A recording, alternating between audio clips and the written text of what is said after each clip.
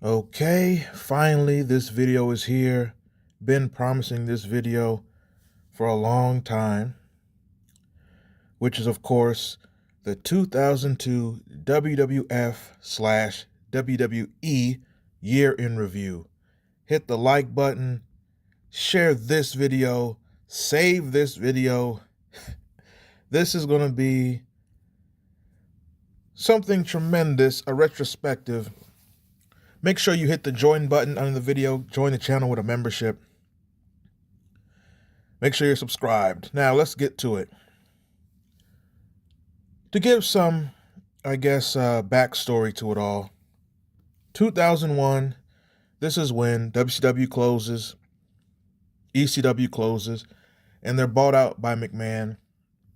As you should know the story, Eric Bischoff planned on buying WCW with Fusion Media Group, but it did not go all the way through. McMahon, it's kind of fishy how he got the deal at such a cheap, affordable price, but that's another video on another day. The invasion happens.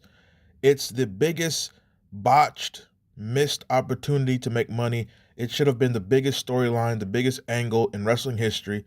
It wasn't, for many reasons. That too is another video for another day. When you get to the summer of 2001, Triple H tears his quad in a tag team match in San Jose, California, if I'm not mistaken. Him and Austin versus Jericho and Benoit. He's out for an extended amount of time. Benoit breaks his neck at King of the Ring. So many injuries are happening in 2001. So much was happening in that year. But to me, 2002 is the craziest year in the company's history. This is the year when there were so many debuts, a lot of firings, a lot of the invasion, wrestlers who were signed from WCW, ECW, they were released or they kind of faded into mediocrity. A lot of controversy happened on camera, behind the camera, internationally, everywhere. This was an insane year. This was the year where the business had fallen slightly from 2001 and from obviously 2000. But they did big business in the beginning of this year. But when they get to the end of this year, the drastic fall of many things in this company takes place. Now, the year starts off, obviously, in January. Now, the year begins with Chris Jericho as the undisputed champion, yet he's being booked like a secondary top guy. The main storyline is Ric Flair and Vince McMahon's power struggle as co-owners of the WWF. Yes, at this point, for those who don't remember, it was still called the World Wrestling Federation, WWF, but as you should know, what will happen soon in this year. The end of 2001 saw the hype of Triple H returning for the January 7th Raw in Madison Square Garden. Like I said, Triple H had been out since about, I think, May, June, maybe, of 2001. Early January, WWF is having internal discussions about a roster split since they have so much talent signed to the main roster and in developmental in Ohio Valley Wrestling. Now, in 2001 and in years earlier, they also had talent in Puerto Rico, Power Pro Wrestling in Memphis, which closed up in 01. Or WWF, they cut, communication with them. But they had many territories, but by this point, pretty much OVW is the main one and the one that they're using. January 3rd, the first WWF show of that year is a SmackDown that takes place at the MCI Center in Washington, D.C., with an attendance of just under 14,000 fans. Brock Lesnar actually wrestles a dark match on this show versus Rico. SmackDown ends with The Rock pinning Booker T to earn a WWF title shot. The TV rating for the first SmackDown of 2002 did a 3.8 on UPN with 4 million viewers. Now, SmackDown's ratings, which were huge in 99, 2000, they began to fall around the spring of 2001. So they're already, struggling to get SmackDown even back in the fours at this point. January 7th, the first Raw of 2002 is in Madison Square Garden in New York City as Triple H returns, and starts an angle with Kurt Angle immediately. Stephanie McMahon soon returns to TV after being fired and written off TV after Survivor Series 2001. The first Raw of 2002 does a TV rating of 4.9 million people, with 7 million people watching in total viewership. At this time, and also in this video, you're going to hear me say at this time a lot, so bear with me. At this time, X-Pac is in OVW working his way back from many minor injuries that he suffered throughout 2001. When X-Pac was hurt to the point where he needed time off in 2001, that pretty much also ended and destroyed the group he had called X Factor with Albert and Just Incredible.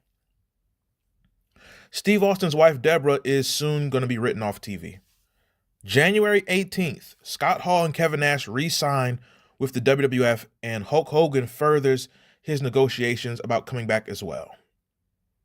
The Royal Rumble then takes place on January 20th, live from Atlanta, Georgia. At this time, the cost of a pay-per-view was $34.95. On this show, Triple H wins the Royal Rumble, Chris Jericho retains the Undisputed title versus The Rock, Ric Flair beats Vince McMahon in a street fight. Also, this is the Royal Rumble that had the shocking moment of Maven eliminating The Undertaker during the Rumble match, as well as the returns of Goldust and Mr. Perfect to the company. The Royal Rumble 2002 does 670,000 buys on pay-per-view. After the Royal Rumble, pretty much, it's clear that they're leading to Triple H versus Jericho for the Undisputed title. And a problem with this was they kind of abandoned the angle already made, which was Jericho injured Triple H in the walls of Jericho, because that's how he tore his quad, was Jericho's putting him in the finisher, pretty much. Well, not putting him in the finisher. It was you're in a tag match with Jericho, so you kind of had the thing where you could have went, well, Jericho injured you, but they kind of didn't really hammer that home. But one reason why is because Triple H always, he could never look weak. Well, we can't make Triple H look weak, even if it makes sense and could make money. At this time, the end of January 2002, a lot of the WCW talents were somewhat dead in the water and pretty much waiting to be released at some point. Also, Jim Cornette is running Ohio Valley Wrestling, and he has talents in developmental such as Brock Lesnar, John Cena, Randy Orton, Batista, and many others. January 24th, Vince McMahon does the infamous inject the WWF with a lethal dose of poison promo, and then turns around showing the letters NWO on the back of his chair. The next day, Hulk Hogan, finally re-signs with the WWF with plans of reforming the NWO leading into WrestleMania. So January 25th, Hogan re-signs. They've got Hogan, Hall, and Nash. It's reported Hogan, Hall, and Nash all signed 2-year deals with limited dates throughout the year and the second year, which, of course, they went back on when it came to Hall and Nash. Now we go to February. Make sure you hit that like button. We go to February of 2002, and we see WWF is now realizing the massive cost, and the lease for WWF New York is starting to become a serious money loser, while also being, they're housing WWF New York in the most expensive place to have a business, which is Times Square. So WWF New York, it was, a big deal in 2000, 2001. I remember as a kid watching, it used to look so exciting. They used to show WWF New York in the beginning of every Raw, and the people were going crazy and it's loud, and I always wanted to go there. You can find videos on YouTube of people in WWF New York. Very interesting place. Dave Meltzer actually said that he went there when it was still in existence, but he only rated the food 2.25 stars. I think he might have liked Japanese or Mexican, but they didn't have that. Anyway, February 4th, Stephanie McMahon announces she's pregnant in storyline to Triple H. So they're starting this angle where Triple H is back as a face. Stephanie's still hated. So they're going to plant the seed where they completely split. February 7th, Billy and Chuck have a pose down with Tori Wilson and Stacy Keibler. I just wanted to point that out. Rumors of WrestleMania 18 card begin circulating online, with a rumored card being Triple H vs. Chris Jericho, Hogan vs. Austin, and The Rock vs. Ric Flair. At this time in February, Scott Steiner is contacted about coming in, but he has a falling out with the WWF when they request for him to take a drug test for steroids. Steiner's reply apparently was, "I'll take a test if you make Triple H take it." They stopped contacting him. Scott Steiner vs. Austin was rumored for this card, which obviously did not end up happening. In the build-up to No Way Out 2002, WWF goes back to an old feud of The Rock and The Undertaker, as well as building up Austin vs. Jericho for the Undisputed title. February 11th, Triple H and Stephanie have a wedding on Raw. Triple H turns on her, and this leads to Stephanie McMahon becoming Chris Jericho's manager down the line. The next day, February 12th, WWF Raw is released for the Microsoft Xbox. That game was terrible. February 17th, No Way Out happens in Milwaukee, Wisconsin, which features the debut of the NWO finally in the WWF. This show did 575,000 buys. Now, a big problem with this was, and maybe it wasn't a problem, maybe it is and isn't at the same time, but the NWO, technically, they debut on Sunday Night Heat. At the end of Sunday Night Heat, when they used to have Heat before pay-per-views, which was a great way to sell the pay-per-view, the end of Heat, the NWO are walking backstage. Now, technically, they debut on Heat for free, but maybe the thinking was, if we show the Heat audience the NWO's here, they'll be like, "Oh my God, I gotta order the pay-per-view." So I can see it as being a good and bad. Anyway, a ploy to get more buys. I guess it depends how you look at it. During No Way Out, the show starts with an NWO in-ring promo, and later they attack Austin to help Jericho retain the Undisputed title. All right. So after No Way Out, Jericho remains champion. Triple H, he beats Kurt Angle to keep his #1 contendership, so on and so forth. The next night, February 18th Raw, The Rock challenges Hogan to a match at WrestleMania. Hogan accepts, and then the NWO destroys The Rock and runs him down with a tractor-trailer truck. This was very overdone and overproduced. If you go back and watch it, This segment was this was like the first segment where they had cameras in areas where it would not make sense for a cameraman to be in this area. This is when they started overproducing segments, but whatever. The next day, February 19th, Mark Henry wins the World's Strongest Man competition. February 23rd, Ring of Honor holds its first event entitled The Era of Honor Begins in Philadelphia, Pennsylvania at the Murphy Rec Center. This show features the Briscoe brothers, Super Crazy, Eddie Guerrero, and Bryan Danielson, known as American Dragon.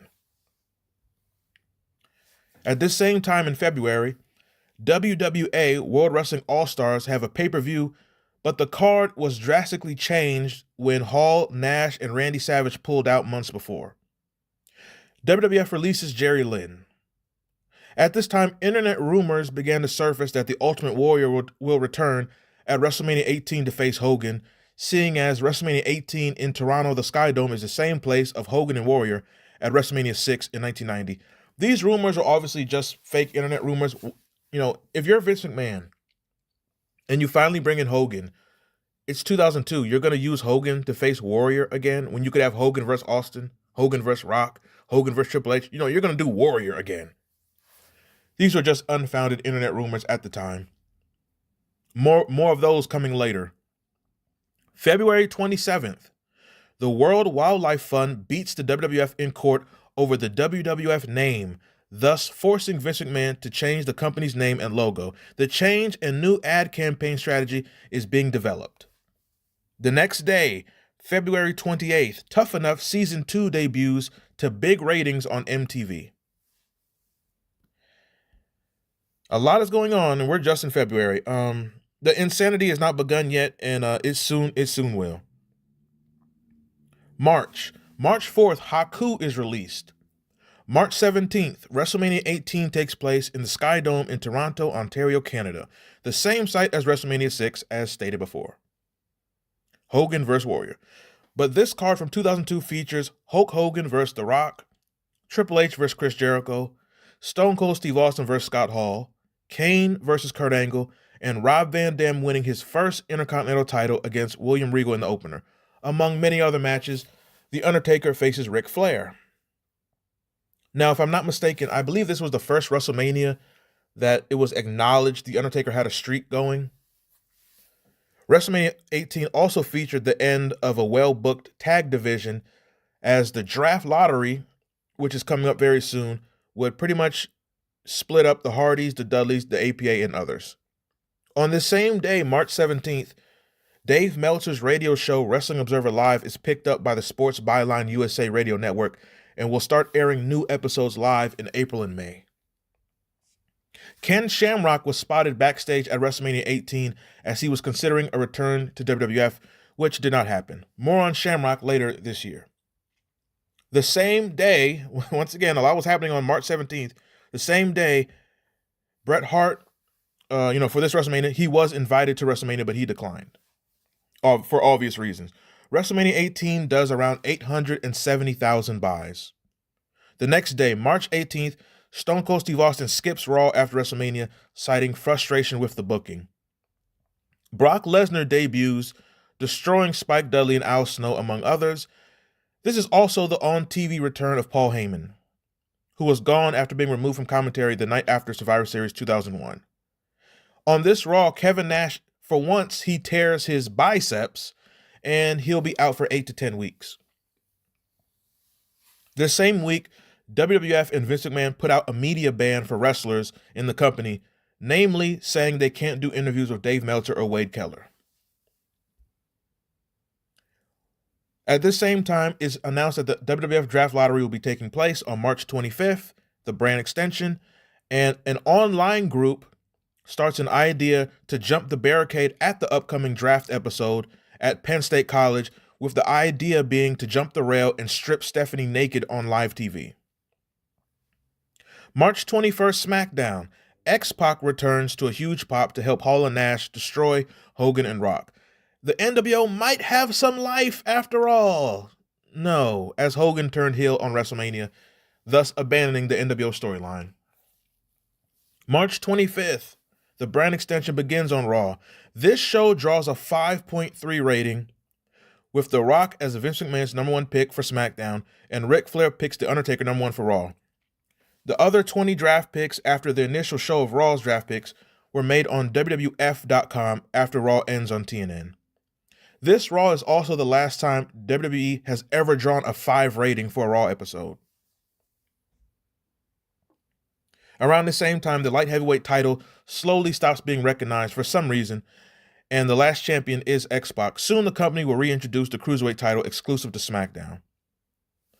The next day, March 26th, WWF releases their new album, WWF Forcible Entry, featuring artists such as Drowning Pool, Kid Rock, Creed, Disturbed, Limp Bizkit, to name a few. The CD debuts number 3 on the Billboard charts. Taz becomes a full-time announcer on SmackDown. It's announced The Rock will host Saturday Night Live on April 13th, a week before the Scorpion King debuts in theaters. At this time, the last show to feature all company talent is the SmackDown on March 29th. Kurt Angle signs a new contract with the WWF. Now we go to April. April 1st is the first Raw after the brand extension, with a new set, a new theme song, Across the Nation by rock group The Union Underground. On the show, Eddie Guerrero makes his return by attacking Rob Van Dam. PWI puts out their 2001 Year in Review issue, and they named Stone Cold Steve Austin as Wrestler of the Year for 2001.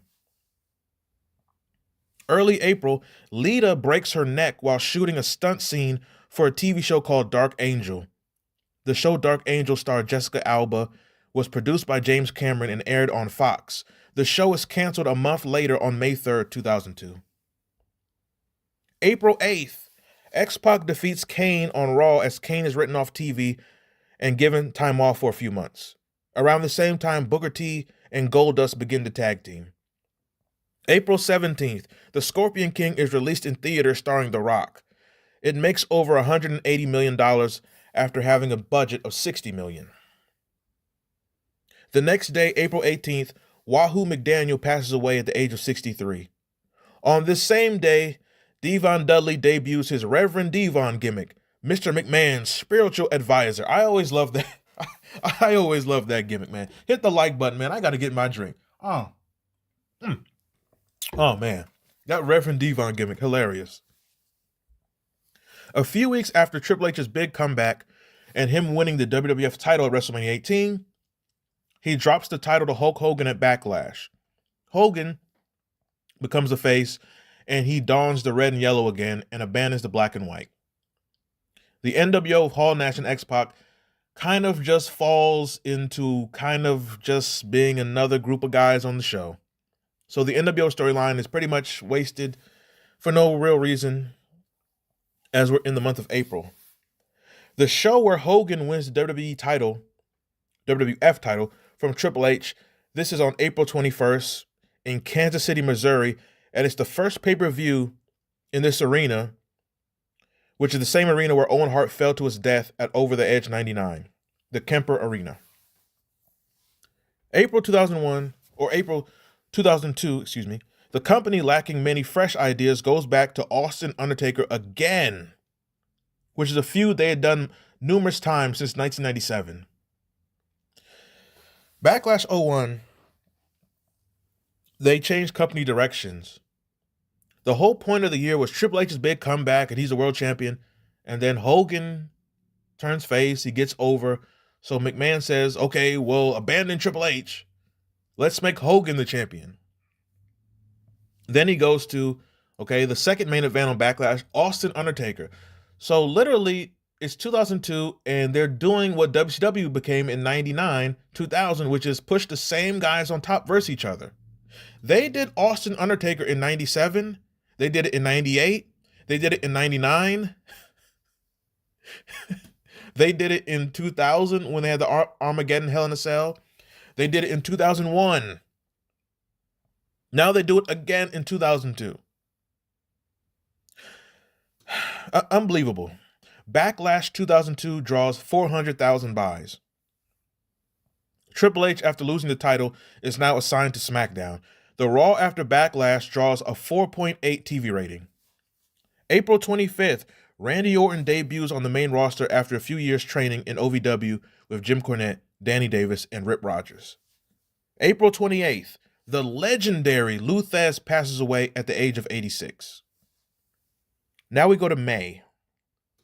May 2nd, AOL Time Warner buys Goldberg out of his WCW contract, but he expresses having minor interest in WWF and instead plans on wrestling in Japan. At the same time, Lita undergoes successful neck surgery, while Scotty 2 Hotty also is suffering from a broken neck. Larry Zbyszko files 3 lawsuits against Vince McMahon, Chris Jericho, and the WWF for using the Living Legend moniker in 2001. May 4th, WWE holds an event called Insurrection, which takes place in London, England, featuring a double main event of Steve Austin versus The Big Show and Triple H versus The Undertaker. The next day, May 5th, the infamous plane ride from hell happens with multiple punishments handed out afterwards. Jim Ross is blamed internally for the incident, which makes no sense, but it's JR. Blame him for everything. The same night as the plane ride from hell, Sunday Night Heat airs, and it features the Big Boss Man's last WWE match versus D'Lo Brown. This is also the same day WWE launches the Get the F Out campaign, and WWF New York is renamed to The World. Also on this same day, good Lord, May 5th, former WCW referee Randy Anderson, passes away at the age of 42. So much was happening on May 5th. May 4th and May 5th, good Lord. Scott Hall is immediately fired the next day after the plane ride from hell. Hall ends up in TNA around the next month or so. On the same day, May 6th, WWF officially changes its name to WWE, right? World Wrestling Entertainment. And May 6th is the first ever WWE Raw episode. Ric Flair, who was on the plane and was alleged to have been harassing stewardess, faces no punishment and still remains a character on TV. Mr. Perfect, who got into a fight with Brock Lesnar on the plane, where the plane door flew open while 30, 50, a billion thousand feet in the air. Mr. Perfect is fired on May 8th after returning in January at the Royal Rumble. While Brock Lesnar, who was the one fighting Mr. Perfect, gets no punishment and goes on to win King of the Ring the next month and receives a massive push later in the year. May 9th, Batista is called up to the main roster. On May 10th, Jeff Jarrett announces a new promotion called TNA, Total Nonstop Action Wrestling, and it's set to debut in June. Chris Kanyon is cleared to start training after multiple injuries suffered in 2001. May 11th, this week's Raw hits the lowest TV rating in years, with Raw on May 11th drawing a 3.9. So, if we go back a little bit, the Raw after Backlash a month before draws a 4.8. So the Raw on April 22nd did a 4.8. The Raw on May 11th does a 3.9. Huge, drastic drop. May 13th, Tommy Dreamer starts his new Jackass-inspired Day in the Life gimmick where he does things like brushing his teeth with toilet water and other gross activities throughout the summer. This Raw is the last Raw ever with Hulk Hogan as WWE Champion, and it draws a 3.9. And the first hour does a 3.6, as I stated. The May 11th Raw is the last Raw where Hulk Hogan is the champion, and it drew a 3.9, and the first hour drew a 3.6 rating. They would kill for a 3.6 today. I remember this so well. This was like so drastic. This is when McMahon panics again. Or this is when McMahon starts to panic. But he has worse things about to happen. On May 16th, Big Dick Dudley passes away at the age of 34. 2 days later, May 18th, the British Bulldog passes away at the age of 39. The next day, May 19th, WWE Judgment Day takes place in Nashville, Tennessee, and does about 370,000 buys, which is a dramatic dip from the first 4 pay-per-views this year.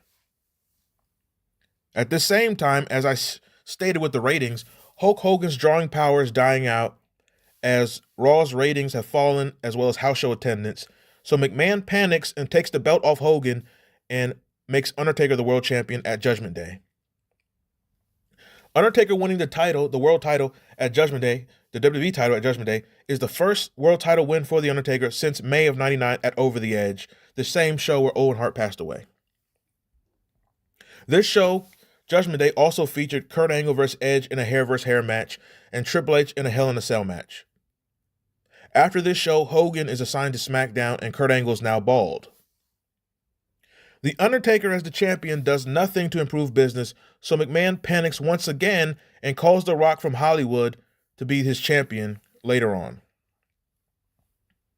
May 20th, The Big Boss Man is released.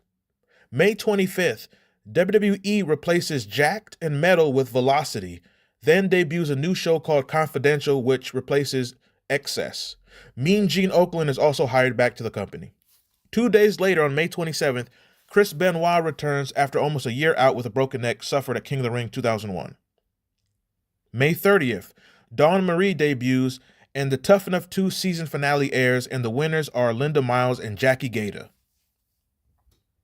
Make sure you hit that like button, share this video, make sure you're subscribed to this channel. Now we're in June. June 3rd, Shawn Michaels returns as Kevin Nash's surprise announcement and joins the NWO. At this point, the group was so dead, Shawn Michaels could not even save it. It was so dead. They had Booker T, they had Big Show, it was done. June 6th, Nydia, the first female Tough Enough winner, debuts, as well as Linda Miles, Jackie Gata, and Jamie Noble around the same time. On June 8th, Lennox Lewis faces Mike Tyson after a huge and chaotic pay-per-view buildup. The fight from Memphis, Tennessee draws 1.8 million buys, and at that time, a record $103 million in revenue in one night. The Lewis vs. Tyson fight was broadcasted on HBO and Showtime simultaneously. Later this year, McMahon, in another panic, offers Lennox Lewis $5 million to do a match with Brock Lesnar. Lennox Lewis would decline. Lennox Lewis will retire after defeating Vitaly Klitschko about a year later. June 9th, Taz has his last matches take place on the June 8th and 9th house shows as he teams with Rikishi and loses to Billy and Chuck. On June 10th, the next day, Stone Cold Steve Austin walks out and quits the company after reaching a breaking point of poor booking and business falling. Austin was asked to lose to Brock Lesnar with no build-up or storyline involved. Deborah leaves as well. This sends McMahon once again into another panic as he breaks the storyline of him being the SmackDown owner and Flair being the Raw owner. McMahon shows up on Raw and says he could do whatever he wants, and he challenges Flair to put up his stake in Raw tonight, and the winner gets 100% control of WWE. Tough Enough prospect from Tough Enough 1, Christopher Nowinski, also debuts on this Raw. On this same day, WWE releases WrestleMania 18 video game on the GameCube. Eventually, Shawn Michaels super kicks literally Booker T and Big Show out the group, and the NWO pretty much falls to the wayside as Kevin Nash tears his quad. Not joking, he tears his quad again. William Regal, Christian, Lance Storm, and Test form the Un-American stable. On June 17th, Stone Cold Steve Austin officially leaves the company contractually. The same day, The Rock returns on Raw and does the infamous "Take your ball and go home" promo, as he was forced to come back sooner than was initially expected, because at this time, The Rock was supposed to be in Hollywood working. So when Austin leaves, we need The Rock back. So, The Rock's Hollywood people were very upset. No, he's supposed to be done with wrestling right now and do movies. What if he gets hurt doing a stunt? So that the promo where The Rock does the "Take your ball and go home," there was some real heat with The Rock in that. He was really mad at Austin in that moment because it messed up his schedule in Hollywood. He was supposed to have time off to go shooting things, and he had to come back sooner than he was supposed to. The Rock has then announced that he will appear at King of the Ring, which he was not supposed to. Vince Russo is also contacted in the midst of McMahon's latest panic. Russo is brought back to WWE, but it lasts 1 week and then he quits again. Russo soon will go to work for TNA. On June 19th, TNA Wrestling debuts in Huntsville, Alabama, with an attendance of about 3,000 people. June 23rd, once again with Vince McMahon and the company having very few fresh ideas, King of the Ring features The Undertaker vs. Triple H for the Undisputed title, Kurt Angle vs. Hulk Hogan, Ric Flair vs. Eddie Guerrero, and Brock Lesnar beating RVD and Test to become King of the Ring 2002. The Undertaker retains the title with The Rock at ringside. King of the Ring takes place in Columbus, Ohio, and does about 320,000 buys. Business is tanking tremendously. Rey Mysterio finally signs with WWE. He's expected to debut within the next month. On June 24th, Bret the Hitman Hart suffers a stroke and is confined to a wheelchair. On the same day on Raw, Raven loses a match with the stipulation he can now only appear on Sunday Night Heat. This was supposed to be the beginning of Raven's 7 Deadly Sins storyline, which never fully takes place. This is also the Raw that featured the infamous Vince McMahon ruthless aggression promo. 3 days later, June 27th, John Cena makes his WWE debut, answering Kurt Angle's challenge, slapping him, which is followed by a great match in one of the most memorable debuts in wrestling history. June 30th, Sean O'Haire returns after a long stint in Ohio Valley Wrestling, and Johnny the Bull also debuts. Now we go to July. At this point, Austin's gone, Deborah's gone, The Rock is mad because he's back too soon, Undertaker's not drawing, no one is drawing, Hogan's not drawing, and ratings are down. They're no longer in the 4s, they're now in the 3s. Buy rates have fallen from 500,000, 400,000 to 320,000. Business is in shambles. So, July 1st, Monday Night Raw, Jeff Hardy faces The Undertaker in a classic ladder match where Undertaker wins, but he raises Jeff Hardy's hand as a sign of respect. July 4th, Hulk Hogan wins the tag titles for the first time in his career with Edge as his partner. Around the same time, X-Pac is found unresponsive at an airport and is quietly suspended by the company. July 7th, Victoria makes her wrestling debut after first appearing years prior as one of the Godfather's hoes. At this point, with business continuing to fall, hell freezes over.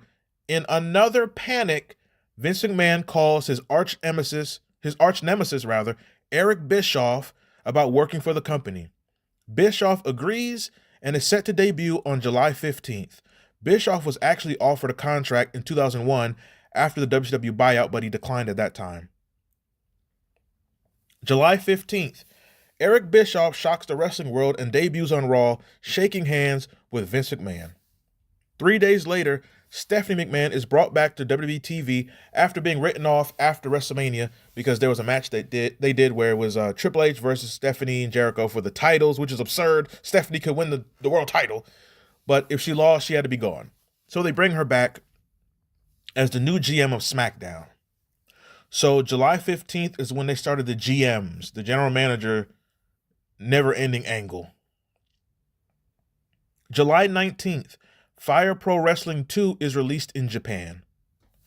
At this point, WWE's plan was to have competing brands of Raw vs. SmackDown, where each GM would steal talent, steal titles, and use dirty tactics for a ratings war. This idea only lasts a few months.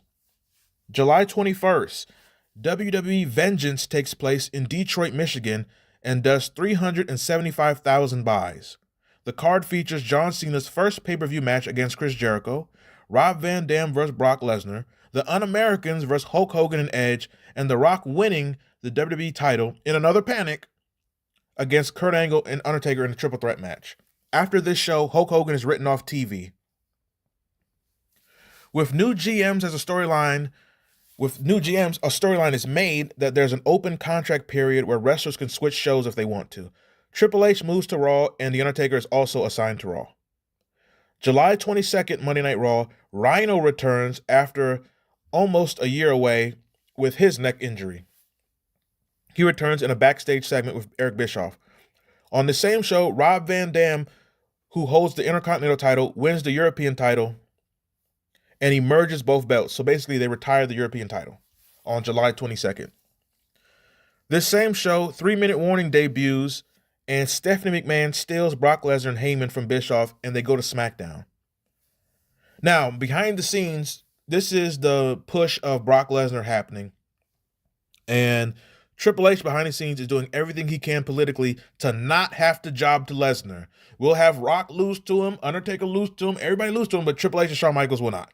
Triple H is doing every political game he can to not have to put over Lesnar. Oh my God.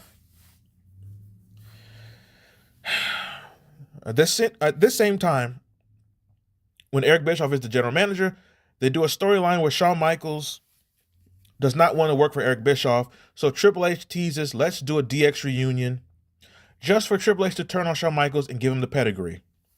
This leads to weeks of angles between Triple H and Shawn Michaels, such as Triple H assaulting Shawn Michaels in a parking lot, and it's later revealed that it was in fact him. Shawn Michaels standing up from a wheelchair and announcing his first match back and challenging Triple H at SummerSlam. After weeks of build-up, Rey Mysterio finally makes his WWE debut on the July 25th episode of SmackDown. So Rey Mysterio's finally in. When WCW was bought, it was rumored, that they didn't have interest in Mysterio because he was very young at the time, but he already had so many knee problems. He was small, which they really hated then. And also, it was kind of rumored that he might have had some attitude issues in WCW. He was friends with Conan. That got him heat too. So he finally makes his debut on July 25th on a SmackDown. 2 days later, Mike Awesome also returns from injury, but he is soon to be gone from the company. July 29th, Chris Jericho and the Un-American stable are moved to Raw. It was said that behind the scenes, Jericho really hated this because Raw was seen as very high stress. You're walking on eggshells. SmackDown was seen as being a much more laid-back, easier environment. Plus, Paul Heyman was the head writer. At this time, Raw was seen as more of like the entertainment show, but SmackDown was more of like the good technical wrestler show, longer matches, things like that. So Jericho was not happy going to Raw. Plus, being on Raw means that he has to deal with Triple H. And how did that work? July 31st, WWE starts their own movie division called WWE Films, having already been credited for the Scorpion King. So they already started their movie company with that credit of the Scorpion King, which did very well, as I said earlier. Now we move to August. Early August, Hulk Hogan is rumored to be returning and featured in a big match on SummerSlam by the end of the month, but he butts heads with Vince McMahon over creative. The rumored matches for Hogan's return at SummerSlam were him losing to Brock Lesnar, him facing Vince McMahon, or a rematch from WrestleMania with The Rock. August 1st, Chris Benoit and Eddie Guerrero jump to SmackDown, and the Intercontinental title is also put on SmackDown. The same day, Don Owen passes away. August 4th, Shelton Benjamin debuts. August 15th, Matt Hardy debuts his version 1 gimmick. Sunday, August 25th, the morning of SummerSlam, Jim Ross on WWE.com announces that X-Pac has been released. X-Pac leaves the company after having a bitter feud for a few years with head writer Brian Gewirtz over creative differences. X-Pac will debut in TNA a month later in September. That night, SummerSlam takes place in Uniondale, New York, and SummerSlam 02 is widely considered as the greatest SummerSlam of all time, with a card that featured Shawn Michaels' first match in the WWE/F since 1998's WrestleMania with Austin, WrestleMania 14, and technically his first match since 2000 in the TWA, which was his developmental company. The SummerSlam 02 card features matches such as Shawn Michaels vs. Triple H, The Rock vs. Brock Lesnar, Undertaker vs. Test, Jericho vs. Flair, and Kurt Angle vs. Rey Mysterio, to name a few matches. The SummerSlam buy rate does 540,000 buys, the largest buy rate since Hogan and Rock at WrestleMania 18. The next day, August 26th, Kane finally returns after months off and many teases. Kane returns with a much slimmer physique, new music, and a new mask. Kane returns destroying the Un-Americans after Test teases burning the American flag. Brock Lesnar and Paul Heyman now hold the undisputed title after Lesnar beats The Rock. The Rock now leaves for Hollywood and will not return until early 2003. Brock Lesnar is the champion, and he leaves Raw with Stephanie McMahon, which leaves Raw with no world champion. What will they ever do? Lesnar and Heyman jump to SmackDown after winning the world title. What will Raw ever do without a world champion? 2 days later, on August 28th, Pride Fighting Championship in Tokyo, Japan holds the biggest MMA event in history entitled Pride Shockwave, with a rumored 90,000 people in attendance to see former WCW prospect Bob Sapp fight Antonio Rodrigo Nogueira. This card also featured Mirko Cro Cop, Don Fry, Gary Goodrich, and Vanderlei Silva, which is the same guy CM Punk stole his hand roll from. Hit the like button. September 2nd, Eric Bischoff on Monday Night Raw brings back the old WCW Big Gold Belt and renames it the World Title and hands it to Triple H. This at the time was a huge, this caused a huge outrage on the internet, as once again Triple H showing his political influence by just being handed a belt on TV. September 5th, Billy and Chuck propose to each other. September 9th, WWE starts the HLA Hot Lesbian Action storyline as another desperation ploy for ratings, and it fails miserably. Around the same time that the organization known as GLAAD begins to protest and take outrage with WWE for doing rainbow angles. But nothing serious ever really comes from it. 3 days later, on September 12th, Billy and Chuck have their infamous wedding where Eric Bischoff is disguised as a minister, and 3 Minute Warning destroys everybody. Rico jumps to Raw to manage them. September 21st, Rocco Rock passes away at the age of 49. The next day, September 22nd, WWE has their pay-per-view event Unforgiven live from Los Angeles, California, featuring Brock Lesnar vs. The Undertaker, Chris Benoit vs. Kurt Angle, and Triple H vs. Rob Van Dam for the world title.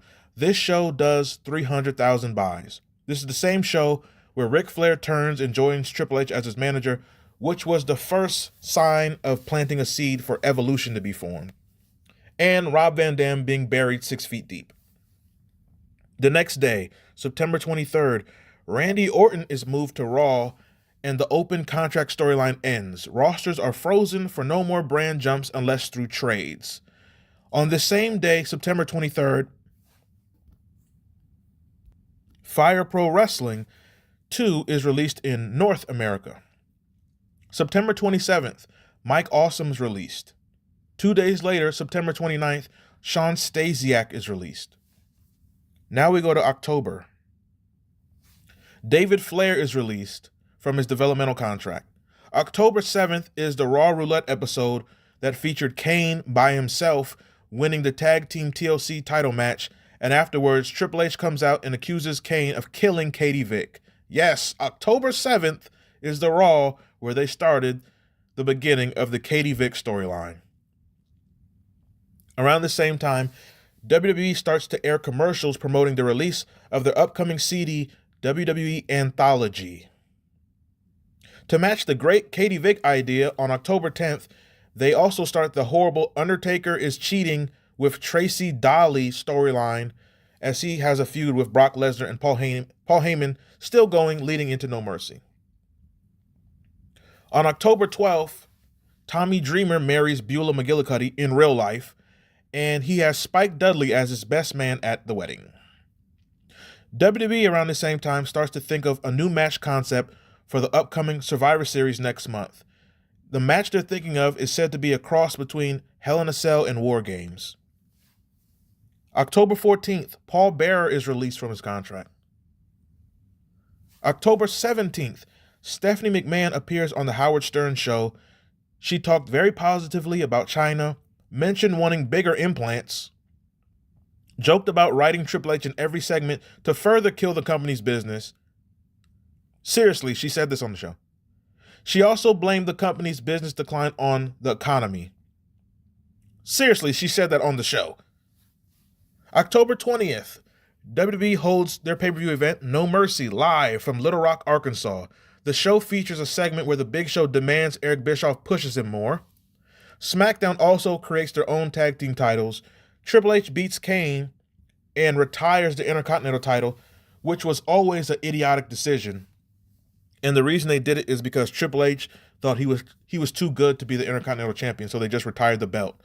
So they've retired the Hardcore title, the Light Heavyweight title, the European title, and now the IC title all in 1 year. Complete stupidity.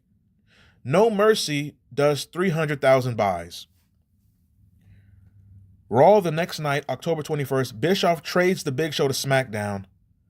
And on this same Raw, the infamous segment of Triple H dressed as Kane having relations with the corpse of Katie Vick in a casket airs, which climaxes with Triple H saying, "I just screwed your brains out." Ratings continue to plummet as both Raw and SmackDown ratings are struggling to be in the threes. So at this point, they can't even, Raw and SmackDown are not even hitting fours. They're doing 3-8s, 3-6s, 3-5s. And at some point, SmackDown actually does a 3-1. On October 22nd, WWE Road to WrestleMania 18 is released on the Game Boy Advance. 2 days later, SmackDown, the Big Show, re-debuts on SmackDown and gets another giant monster push again by throwing The Undertaker off the stage, thus writing The Undertaker off TV until he returns at the Royal Rumble 2003. Big Show continues to receive a monster push for the rest of this year. October 26th, WWE does the first SmackDown exclusive pay-per-view, Rebellion, from Manchester, England, and features Benoit and Angle versus Los Guerreros, and the main event of a handicap match of Lesnar and Paul Heyman versus Edge for the WWE title. This show was terrible. I still have it on VHS. This was a horrible show. This was a horrible show.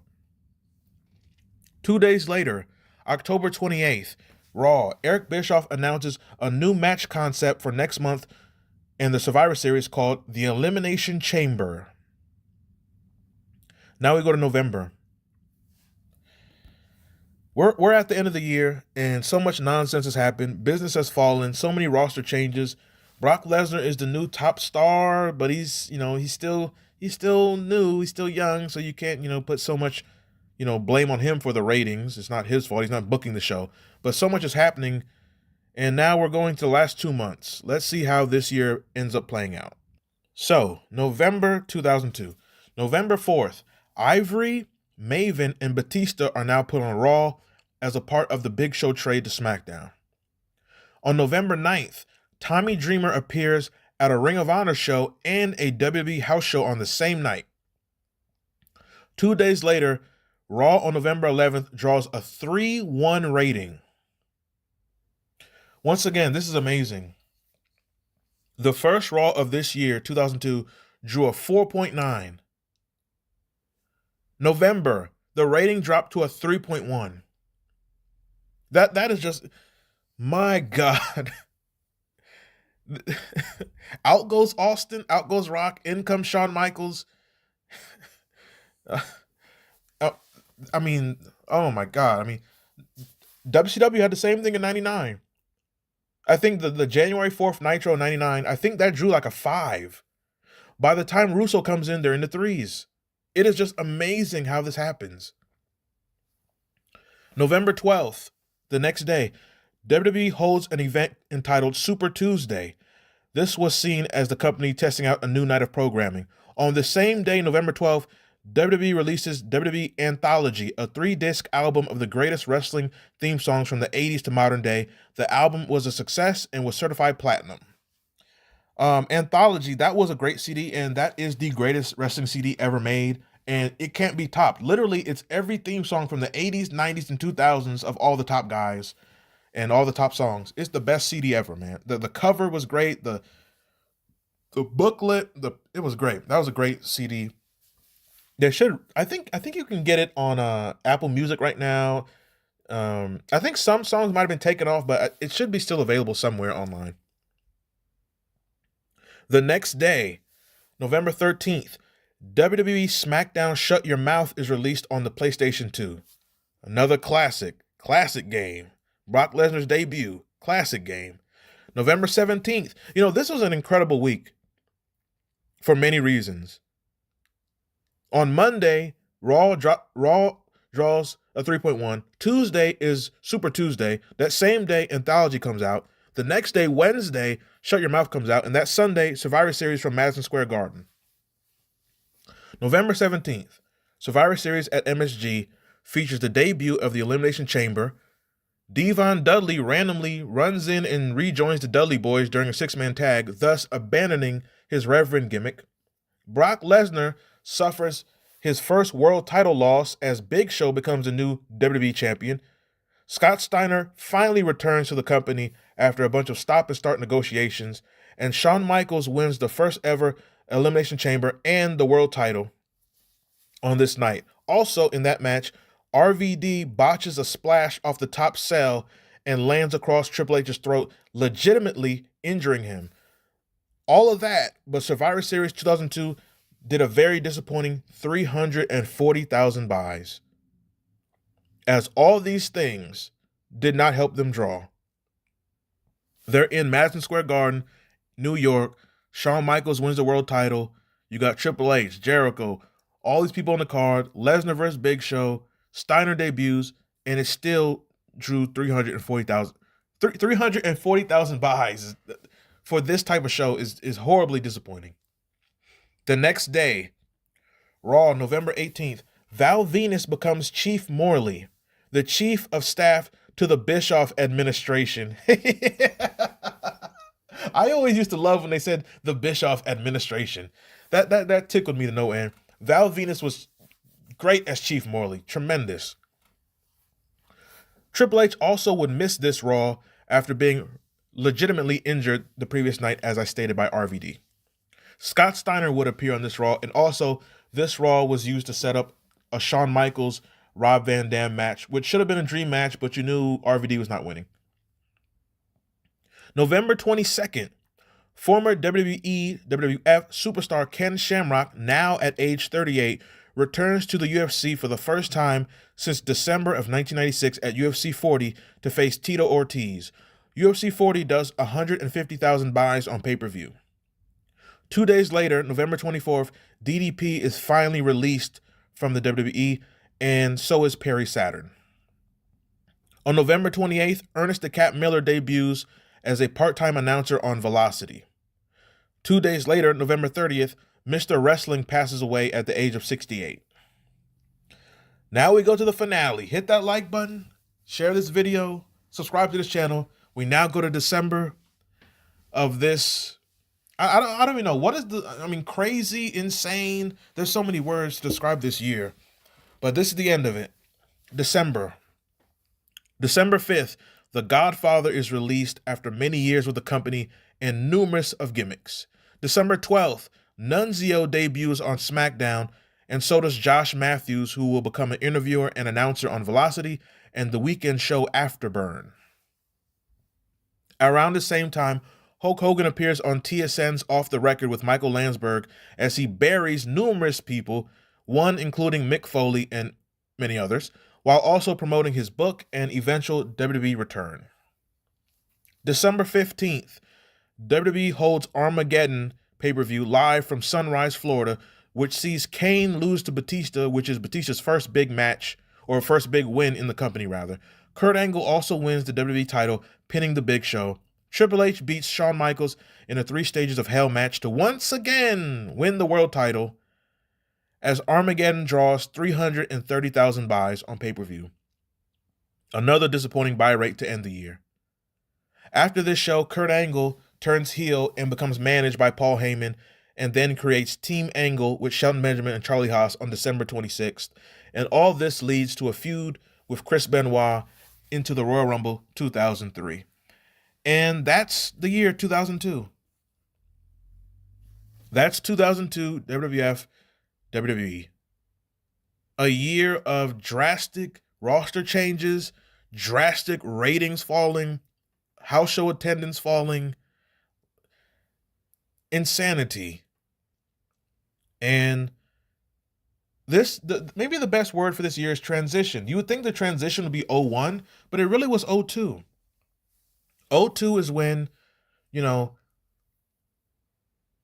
literally it's no longer WWF, it's WWE. Literally, you're seeing the last days of Austin and Rock, the last days of Hogan, literally the debuts of the new era, which will become, something in 04, 05, 06. The seeds are planted in 02 for 05, 06, all the way to about 2012. Because in this year, 02, Cena debuts, Orton debuts, Shelton Benjamin debuts, Charlie Haas, Brock Lesnar.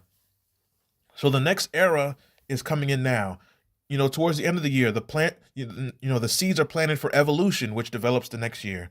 So to me, 02 is a gigantic transition year, and transition and change is tough. Just look at everything that happened this year. They tried to do everything to save the ratings except good booking. HLA, Billy and Chuck wedding, bring The Rock back early, Shawn Michaels come back, Shawn Michaels NWO, Shawn Michaels world champion. Let's do new gimmick matches, Elimination Chamber. They tried so many things.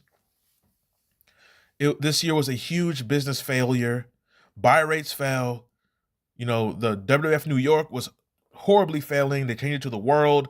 The name change actually made the restaurant do even worse, because now it's like, what's the World? If you went in New York and you see this place called The World, it's like, what is this? So much was going on. Leave your memories in the comments. What do you remember about this year? Did you forget a lot of this stuff? Were you too young to remember this? What are your thoughts on 2002? What are your memories of it? Also, as you listen to this, I threw in, little UFC, a little Pride, also throwing in like CDs and throwing in, video game releases, just to get some fun stuff in there. But this took a lot of work just to research these things. With that said, XDN wins. If you want to support the channel, you can click the join button and get a membership, join the channel. If you have a video request, this video was requested. Someone said, can you please do 2002? And they paid for it. So if you have a video request about a year or a topic or a question or whatever, you can donate to the Cash App. It's $XDN online. I don't do $5 videos. And that is it.